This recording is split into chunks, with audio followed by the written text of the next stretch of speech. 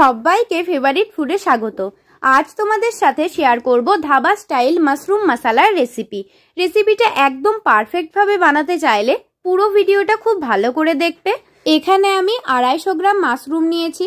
প্রথমে এই মাশরুমগুলো খুব ভালো করে পরিষ্কার করে নেব।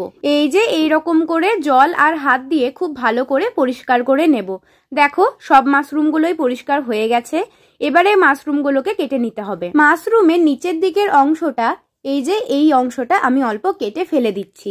তারপর লম্বা লম্বি মাশরুমগুলোকে কেটে নিতে হবে। প্রায় সব মাশরুমগুলোই আমি 2 টুকরো করে নিচ্ছি, তবে মাশরুমের আকার বড় হলে সেটা 4 টুকরো করে নেবে। যেমন এই মাশরুমটা বড়, তাই এটার নিচের দিকটা কেটে ফেলে দিয়ে আমি এই মাশরুমটাকে 4 টুকরো করে নিচ্ছি। এবার মাশরুমের মধ্যে কয়েকটা মশলা মাখিয়ে নেব। পরিমাণ মতো নুন দিচ্ছি, ছোট চামচের 1/2 চামচ দিচ্ছি গোলমরিচ গুঁড়ো, রঙের জন্য 1/2 চামচ দিচ্ছি হলুদ, 1 চামচ কাশ্মীরি শুকনো লঙ্কা গুঁড়ো আর 1/2 চামচ দিচ্ছি শুকনো লঙ্কা গুঁড়ো। যেমন ঝাল চাও সেই পরিমাণে শুকনো লঙ্কা গুঁড়োটা দিতে পারো। 1 চামচ তেল দিয়ে মশলাটা খুব ভালো করে মাশরুমের সাথে মাখিয়ে নিতে হবে। কড়াইতে সাদা তেল গরম করে নিচ্ছি। এবার সব মাশরুমগুলোকে ভেজে নিতে হবে।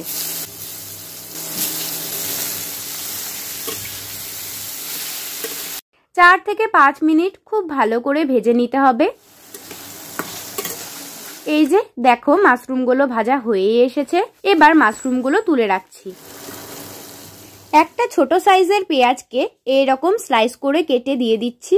এবার দিচ্ছি 15 থেকে 16 কোয়া রসুন আর 6 থেকে 7 টুকরো আদা। এগুলো একটু ভেজে নিলাম। এবার একটা ছোট টমেটোকে টুকরো করে দিয়ে দিলাম।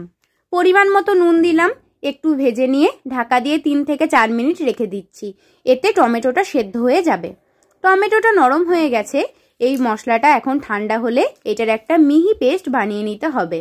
এইভাবে মশলাটা বানালে খুবই সুন্দর একটা ক্রিমি টেক্সচার পাবে আর সাথে অনেক টেস্টিও হবে। তোমাদের যদি আমার এই ভিডিওগুলো ভালো লাগে তাহলে কিন্তু একটা লাইক অবশ্যই করে দিও আর চ্যানেলটাকে সাবস্ক্রাইব করে পাশে থেকো।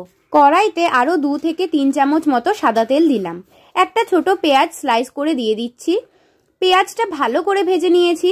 এখন দিচ্ছি ছোট চামচের 1 চামচ জিরে গুঁড়ো, 1 চামচ ধনে গুঁড়ো, 1/2 চামচ হলুদ, 1/2 চামচ শুকনো লঙ্কা গুঁড়ো। এবারে লো হিটে একটু ভেজে নিতে হবে।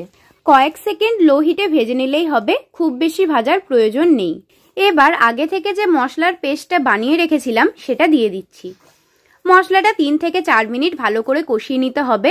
যদিও মশলাটা আগেই একবার ভাজা হয়েছে, তাও কিন্তু আবারও ভালো করে কষিয়ে নিতে হবে। রেসিপিটা বাচ্চা থেকে বড় সবারই কিন্তু খুবই ভালো লাগবে। অবশ্যই একবার এইভাবে বানিয়ে দেখবে। এবার দিচ্ছি 1 চামচ কাশ্মীরি শুকনো লঙ্কা গুঁড়ো। মশলার পেস্টটা কড়াইতে দেওয়ার পর মিক্সির বাটির মধ্যে অল্প জল দিয়ে রেখেছিলাম, সেই জলই 2 চামচ মতো দিয়ে দিচ্ছি।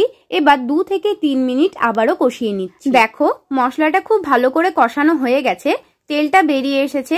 এবার ভেজে রাখা মাশরুমগুলো দিয়ে দিচ্ছি। মাশরুমগুলো দিয়ে আবারও 2 মিনিট মতো ভালো করে কষিয়ে নিচ্ছি। এবার দিচ্ছি 1/2 কাপ জল। আর হ্যাঁ, জলটা তোমরা তোমাদের পছন্দ মতো দিতে পারো। আমি একটু এটা গাঢ়ই রাখবো, কারণ আমি এটা রুটি দিয়ে খাবো। তোমরা যদি ভাত দিয়ে খাও তাহলে কিন্তু আর একটু জল দিতেই পারো। এবার এটাকে ঢাকা দিয়ে লো হিটে 5 মিনিট রেখে দিচ্ছি। মাশরুম মশলা প্রায় হয়েই এসেছে। এবার দিচ্ছি 1 চামচ মতো কাসুরি মেথি। এই মাশরুম মশলা তোমরা রুটির সাথে খেতে পারো, খুবই ভালো লাগে। তবে ভাত রুটি 2 দিয়েই খাওয়া যাবে। এবার দিচ্ছি ছোট চামচের 1 চামচ গরম মশলা গুঁড়ো আর ধনেপাতা কুচি। ভালো করে মিশিয়ে তারপর মাশরুম মশলা পরিবেশন করছি। একদম ধাবা স্টাইলে মাশরুম মশলা বানাতে চাইলে অবশ্যই এইভাবে রান্নাটা করবে। ভালো লাগলে লাইক করে দিও, কমেন্ট করে জানিও ভিডিওটা তোমাদের কেমন লেগেছে। আর এমন আরো নতুন ভিডিও পেতে চ্যানেলটাকে সাবস্ক্রাইব করে দিও।